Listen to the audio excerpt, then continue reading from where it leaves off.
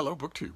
Recently, this channel hit 7.2 thousand subscribers, and because that had a couple of zeros in it, I put out a call for questions, and because you people apparently have no end of questions for me, they barreled in. And so I have the rad pad here, and we're going to go through these questions. And as usual, this is probably going to take a few videos. so let's start right away. I don't have any gratuitous Frida footage for you right at the moment because she had her bath. And she looks like a drowned rat. and once again, I got conflicting signals from her, very much so. On the one hand, sticking her in a mail tub and drenching her with water is an affront to her dignity, and miniature schnauzers are big on dignity. They can act like fools, but they do not like their dignity to be affronted. But on the other hand, once again, I got the distinct impression that she was enjoying it, that she found it refreshing. So, but either way, there's no way I'm going to put a wet schnauzer on camera. So we'll just jump right into the questions here. Question number one is, and once again, I don't know how long this is going to go. I will cut the videos at around 30 minutes apiece, and we will see what we will see. So Peter Prablo says, thoughts on the 1619 project being taught in schools. That's a project that the New York Times started about slavery in America. I'm all for it being taught in schools, not exclusively. I've heard a number of modern-day Twitter racists saying we should only teach black history in schools, that all white people suck, that all white history is violent and awful and not important, and so that we should only teach the 1619 project. Of course, I don't agree with racism of any kind, but considering some of the Americans that I have met, young adult Americans who have little kids who are going to school and who know nothing at all about history, nothing whatsoever, I'll take whatever I can get. Golden Books TAS asks, number one, do we have an ETA on when Steve's Destroying Internet Pseudo-Intellectual series is going to begin?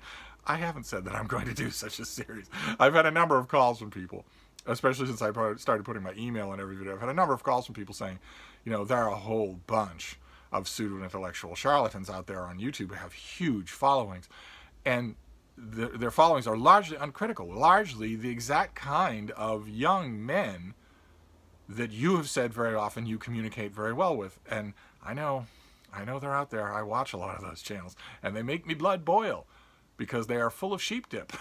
And I could brochette them very easily and at great length. It would be a lot of fun to do, too. And a number of you have pointed out, very nicely, that would probably cause the subscriber count on this channel to skyrocket if I did that. All I'd have to do is come to the attention of one of these people, and they all have incredibly thin skin, so that wouldn't be hard to do. All I'd have to do is come to the attention of one of them, and I would have far more subscribers. And although I appreciate the sentiment, I don't want any more subscribers. I don't want any more subscribers. Okay. I am an unconventional YouTuber in a number of ways. I give you all kinds of invitations to contact me in IRL. Most YouTubers would rather die than do that. I make a number of videos every day. Most YouTubers don't do that. And I also don't want any more subscribers. There are far too many of you people already tracking mud all over the floors of Hyde Cottage. I don't want any more. But believe me, I've thought about it because I know that these charlatans are doing real harm. It's not just the fun of brochetting them, it's that they're doing real harm. They have lots and lots of 20-something men lining up to take their spoon-fed advice when all of it is ridiculous. There is no date on such a sequence. Question number two, what are your thoughts on current pop scientists like Rhonda Patrick and Matthew Walker promoting health schedules dedicating at least 8 hours every night to sleep? Should we late-night readers heed their advice? You absolutely should. I know that sounds strange coming from me because I am one of the 1/100th of 1% of humans that doesn't require 8 or 9 hours of sleep a night. I know I rail against it jokingly on this channel that you people love going into a coma every night that you don't know you're going to wake up from. But nevertheless, there have been countless studies that show that sleep is incredibly important to human health. Every bit as important as food and drink. So yeah, you should take their advice. And you know the drill. You late night readers and all you other readers, you know the drill. A lot of people are working against their own sleep health these days by having adopted bad habits. Electronic stimulation should stop an hour before you go to bed. So you don't bring your phone to bed and scroll with the lights off. Don't do anything like that. Absolutely not. Don't bring your iPad to bed and scroll until you get tired. No, no, no. The iPad is giving you dopamine hits. That's stopping you from getting tired. But your body still needs the sleep. Now, you should set down all the electronics at least an hour before you go to bed, and then all the rest of it. Try to keep your sleeping environment cool. Try to keep it dark. Try to keep a ritual in place so that your body gets to know that it is now going to downslope towards peaceful, restful sleep. And one other thing for those of you, a lot of you have trouble sleeping, and for those of you who have trouble sleeping, another thing is that another piece of advice that is often repeated is if you have trouble, if you wake up and you can't get back to sleep, get up and do something. Get up and walk around a bit, and then start the process all over again. If you lay there and try to recapture sleep just in bed in the dark, chances are that won't work.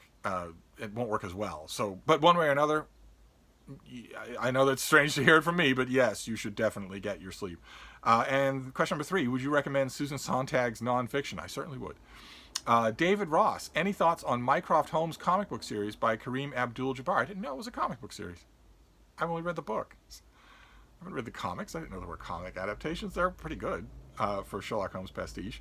Also, what do you think of Hunter S. Thompson as a writer, and what do you think is his best work? He stinks. Artodisc says, I know from watching your videos that you have a deep appreciation for Russian literature. You mentioned some of Tolstoy and Dostoevsky's books being among the greatest ever written. Do you have this high an opinion only of 19th century Golden Age Russian literature? No, not at all. Not at all. There's something in the water in Russia.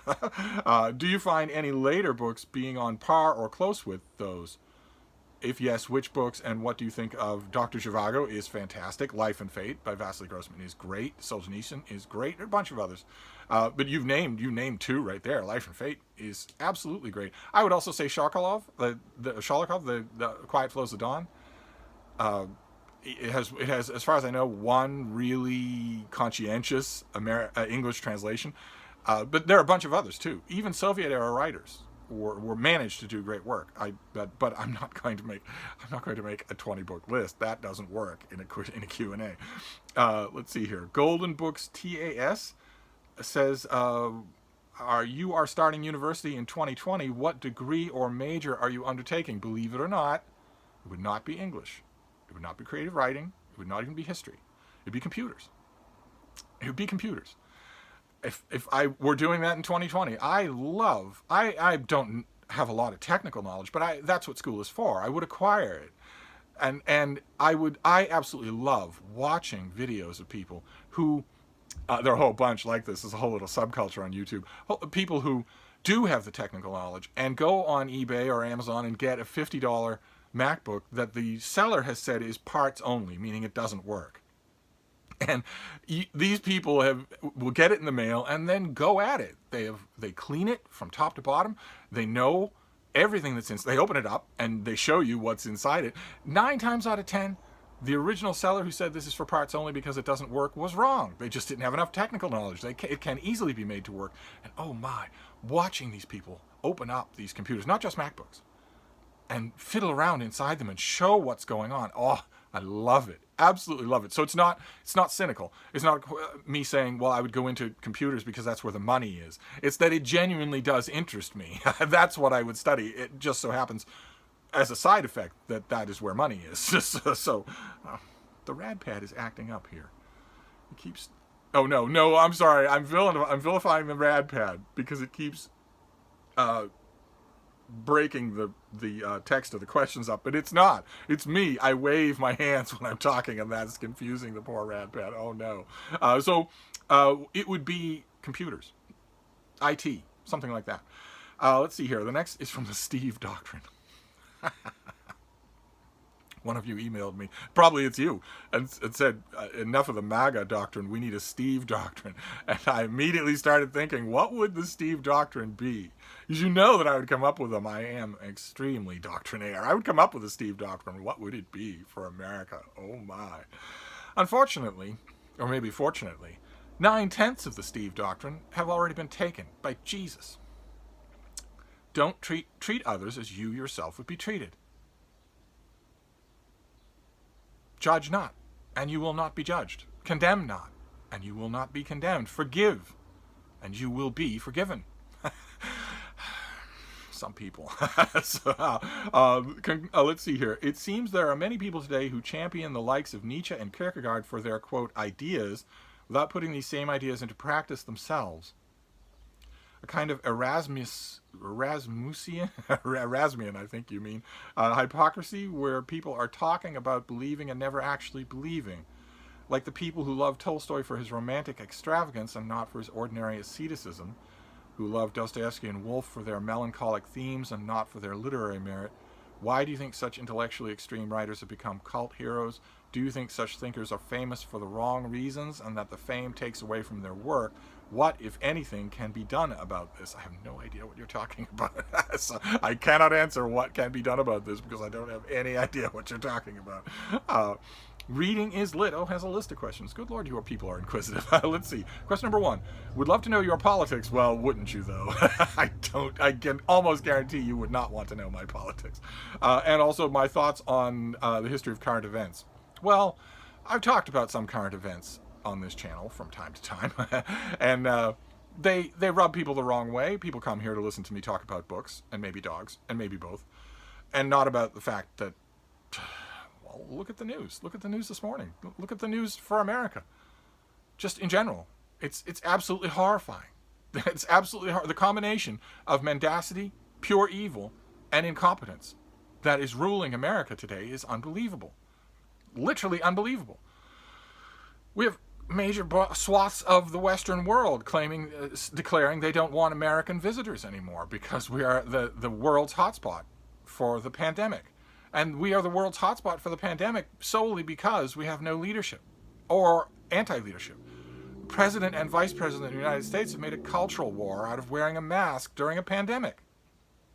And absolutely won't do it because they're tested 10 times a day. Never mind that tens of thousands of Americans who worship them are going to, and I mean literally worship as a god. These people have been interviewed. They think Trump is a god. They're going to look at that and think, I don't need to wear one of these things either. That's why we're getting pandemic numbers that we're getting. Anyway, let's go on to question 2, since you have a bunch of questions. Would you ever consider making a podcast? No, I don't have the technical knowledge to make a podcast. It requires all sorts of editing and audio monitoring and whatnot. However, I am often a guest star on Alex Sarondo's podcast, The 1,000 Movie Project. We haven't done one in a while, but I am often a guest star on there, so you can get your Steve Pod itch scratched there. Question number 3, favorite Gothic novels. I don't really like Gothic novels. I know that's heresy on book 2. Question number 4, what are some of your book suggestions for people who want to get into a foundational knowledge of American history? I'd find a good one-volume, any good one-volume history, Steele and Commentary is still good to this day, or the Oxford History of the American Peoples, just not Howard Zinn. Okay, the People's History of the United States is partisan froth. Perfectly okay to read, maybe even important to read, but only once you know when you're being lied to. So don't start with that, is what I'd say. Question number 5, what authors do you hate? I know you said it's very, very few, but I'd love to know specifics. Spill the tea. The questioner here is referring not to authors I hate like, I don't know, Kant, but living people. I've mentioned on this channel there are a handful of living authors that I cannot stand. I personally hate them and don't like to read their books reviewed. And I'm, of course, not going to mention names any more than I would mention the names of the reviewers that I hate. Question number 6, what do you think of The Woman in the Mirror by Rebecca James? I didn't particularly like it. Question number 7, any specific advice for people who want to start reviewing books, like how to read critically and choosing what books to review? I made 2 videos on the basics of book reviewing. If I remember, I'll leave a link to them down below, but they're easy to find on this channel. And as far as picking the book to review, that's a whole other subject on its own, a whole other conversation on its own. If you're not being commissioned by anybody, in other words, Veneta isn't coming to you, well then just pick what's interesting to you. Is that should be the spur to begin with, or something that you just read and you either want to warn readers about or urge them to read. But in terms of specific advice for people who want to start reviewing books, of course, my specific advice is that you start right away. No preparation, just start right away. Try it right away. After your 15th try, you'll be much better at it than you were in your first try. And if you want some help, feel free to email me. And question number 8, how's your writing going? I believe I remember you said you were writing a novel and or a collection of reviews to be self-published. I am working right now on 2 novels, helping the authors of 2 novels. I'm not writing a novel of my own at the moment, but I am, of course, always thinking about collecting ebooks of my previous book reviews and expanding on those and making books out of them. I want to do that. I've wanted to do that for a couple of years now, and I still do. Just one of those things where it never seems like the right time to sit down and make myself do it. It'd be a couple of hours a day, I bet, to get it done in any kind of a reasonable format. I've had offers from plenty of you saying that you will help with the technical end. You will get me through, for instance, if I wanted to publish it on Amazon, you will get me through the process of formatting it and getting a cover for it and making the cover work for it and all that. I've had a number of people say they would help to walk me through that process. So that I'm not worried about that. It's just the process of assembling the stuff, that's all. So let's see. We'll move on to Channel Z. How are we doing for time? Okay. Is there a science fiction, an SFF anthology or 2 you would prescribe to someone who has only experienced the novels? I would recommend any of Gardner Dozois's anthologies. He's done 35 of them. They're not hard to find. I know that for a fact because I went on eBay to find a bunch of them, and they're easy to find used.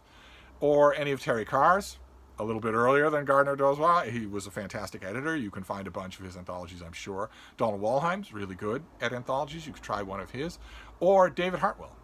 There's a couple of big, wonderful anthologies of science fiction.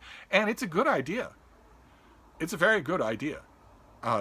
Try the short stories first and read a whole bunch of them. You can go on eBay, for instance, and just type in science fiction anthology lot, L-O-T, and a whole bunch of stuff will pop up. Where you're paying $20 for 20 books, something like that. And if you're brand new and you don't know what you're looking for, I never did that, but if you're brand new and you don't know what you're looking for, just buy one of those. Just plop the $20. And then read through those anthologies, keeping note of which authors you really like. I guarantee you read 5 anthologies of science fiction in a row, especially if they span across a number of years or decades, some authors are going to jump out at you and others aren't. And then follow those. Find those authors. Unless it's Robert Reed, they're all going to have novels. They're all going to have books. Then you can find them and branch out from there. It's actually a very good way. A lot of us dyed-in-the-wool science fiction fans on BookTube started out that way. We started out by reading short stories in pulpy periodicals when we should have been mowing the lawn. Let's see here. Malon Meyer, M-I-E-R, says, is there a single selection of Dubliners you can say you like in its entirety? No, afraid not. And question number 2, what would your pick for the least embarrassing book by Margaret Atwood? I don't like any Margaret Atwood, with the sole exception of her entry in the Hogarth Shakespeare series, which I did like, but other than that, and that was Shakespeare giving a helping hand. It showed me a Margaret Atwood that I'd never encountered in her novels, but I wouldn't know where to start other than that. And I'm not sure that that's a good place to start because that's not really her. Matthew L. says, what is your opinion of Sir Walter Scott? I love Sir Walter Scott. Love him. Are there a few of his books in particular you would recommend to a new reader? Read Ivanhoe. Read Ivanhoe. Don't let any of your politically correct, know-it-all, zillennial 20-something friends know that you're reading Ivanhoe because they'll immediately want to disapprove of it. They won't know anything about it. They'll never have heard of it because they don't know anything about anything that isn't about themselves. But if they Google it, well, then there are all sorts of politically incorrect things in Ivanhoe, and they will tell you that if you read it, not only are you wasting your reading time, but you yourself are a Nazi, and you have gone to Nuremberg and gone to rallies in the 1930s. I'm not saying you should do it to cheese them off, but read Ivanhoe. It's terrific. And Matthew L. also wants to know your opinion on Hawthorne's The Marble Fawn, a lesser-known Hawthorne novel that I think is fantastic as a novel about wild love. Good Lord, if you'd looked at the Nathaniel Hawthorne who wrote that novel, if you'd looked at him, met him during his walking around life, talked to him about books and the politics of the day, and listened to him fret about how that restaurant meal he had last night really wasn't well done, and he feels conflicted about whether or not he should talk to the maitre d', you would have no idea that Hawthorne wrote The Marble Faun. You wouldn't know that at the same time that he was acting like that, he was writing this book that ascends into this whirlwind of illicit passion. I love it. I absolutely love it. Jonathan Noel, how are we doing? Okay, we're fine. Jonathan Noel says, what are some of your favorite TV shows, both past and present? Do you ever watch TV shows these days? I don't think that I watch TV shows in the sense that we understand the term. I don't have a TV, and I don't watch any the hour-long dramas. I don't even know what's on TV these days. But I do watch serialized stuff on Amazon Prime and on Netflix. At least I always tell myself I'm going to. 9 times out of 10, especially in the last few months, I set aside time. I tell myself, okay, you're all ready. You're going to watch the next episode of whatever. And then I don't. I start to do it, and then I start reading instead. I just think, okay, this is boring. I want to read instead. Or even it's not boring, but I still want to read more than I want to do this, and then I stop doing it. But in terms of the past, how much time have you got? Star Trek, Law and Order, the great Law and Order, St. Elsewhere, The Mary Tyler Moore Show, The Phil Silvers Show. A million things come to mind, all in the family. I could MASH. It's a million shows. I have watched a lot of TV in my life, so I can make a list, but it wouldn't be for this Q&A. Chapter 21 says, "Are you a fan of Harlan Ellison? Of his writing? Yes. What do you think of his story, A Boy and His Dog? I like it. I like it just fine. It's a little easy, but I like it just fine." Nicole Fellinger says, "What do you think of Frederick Bachman?" You never answered that on the last Q&A. Well, that happens, okay? I mass port the questions over into a Google Doc so that I can read it on any device. So I may miss questions, I may skip questions by accident, or things may get folded in. If you're dead set on the question, you can always feel free to wait until the next Q&A. It won't be long. I recently began reading Open Season by Ben Crump in preparation for White Too Long, and would like to know what you thought of the first book. I'll get the second one on your recommendation. I like them both. When are we going to do the read-along of Niccolo Machiavelli's The Prince? Good Lord. Okay, we were going to do a read-along of The Prince, and then I didn't do it. And I have to point out to you that if people are still, you're not the only one, of course, Nicole's not the only one, but if people are still asking when are we going to do a read-along of Niccolo Machiavelli's The Prince 10 years after we didn't do it, it's going to look pretty silly on your part, not on mine. It's just one thing that fell through the cracks, that's all. We will get to it. And do you have any recommendations for a good, solid overview about apartheid? I get this question a lot. I don't know of any good... There probably is. There probably are a great many good, solid overviews, but I've never read one myself. I've read more specific, pointed studies. John Petter says, with the new Cold War between the U.S. and China coming along, are there any good political books or thrillers that will get us acquainted with the major players or potential flashpoints? I disagree with the premise. There is no new Cold War coming between China and America. That is not going to happen. It's not a new Cold War. If by new Cold War you mean a reiteration of the old Cold War, well then no. No, because the old Cold War was between the Soviet Union and the United States. And during the entire course of that Cold War, the Soviet Union was taking humanitarian aid from the United States. And the United States was getting from the Soviet Union precisely bumpkiss. Whereas that is not true. With China and the United States, we have an active, extremely vigorous economic relationship that is the lifeblood of both countries. So there will be no new Cold War between China and the United States. It'd be nice if the United States could hold China to a little bit more accountability, not only in terms of human rights, but in terms of environmental record. But right now, the United States is in no position to talk to anyone about anything. We're a national embarrassment, an international embarrassment. It's also a little bit delicate because a huge amount of our debt is owned by the Chinese. So, I mean, possession is 9/10 of the law, right? The Chinese government says, all right, we're canceling your debts. We're calling them in. What are you going to do? We have more warships off your coast than you have off ours. But a Cold War? I don't think it's going to happen. Although studying modern-day China is still a very good idea, obviously. Orthia NZ says, my mother and I are both really enjoyed reading Dear Mrs. Bird by A.J. Pierce. Would you have any other recommendations for a follow-up that she might enjoy? She doesn't read often, but when we get to the right book, she loves it. Uh, well, I'd recommend the Maisie Dobbs novels and the Maggie Hope novels. I'd recommend both of those. You really can't go wrong with that series, and that's a lot of books to go through. But also, Everyone Brave is Forgiven by Chris Cleave is right along the lines of Dear Mrs. Bird. So if you like the one, you'll probably like the other. Tree Forge says, have you ever read any books from the bizarro fiction genres, like from Carlton Melick III? I got into it as a teenager because I was a fan of punk rock and Salvador Dali, and it seemed like the literary equivalent of that. I know it's probable that not something that you're interested in, but I'd like to hear your thoughts on the genre. I don't have any thoughts on the genre. You're right, I'm not interested in it. Joseph Green says, question number 1, your videos on Christianity have me reading more religious texts, and I'm curious to hear your thoughts on the Book of Mormon. How wacky is it? It's mighty wacky. It's definitely worth reading, but it's mighty wacky. It'll entertain you. It has long dry patches, but most of it will entertain you, but you will end it not having any idea how anybody could mistake this for a product of explicitly and exclusively human imagination. And question number 2, as someone finishing up an undergraduate degree in English, my sympathies, I'd like to hear what you have to say about discussion-based classes versus lectures. How did you teach your classes? Most of my classes have been discussion-based, but it's difficult to have a discussion when no one's done the reading. Exactly. Now, discussion-based classes are ridiculous. I don't want to hear. I don't want students to waste time teaching each other. That's what the teacher is there for. You lecture.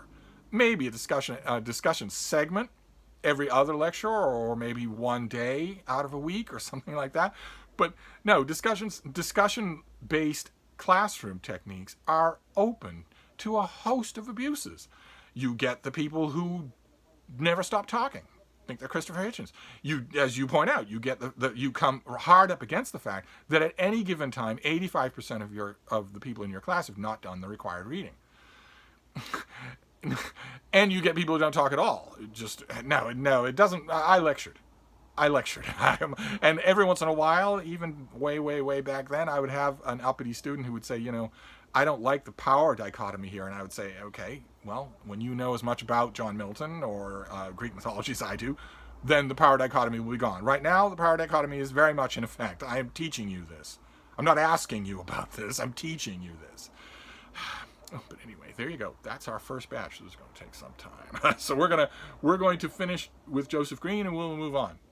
I'll see you in a second. Thank you, Book 2.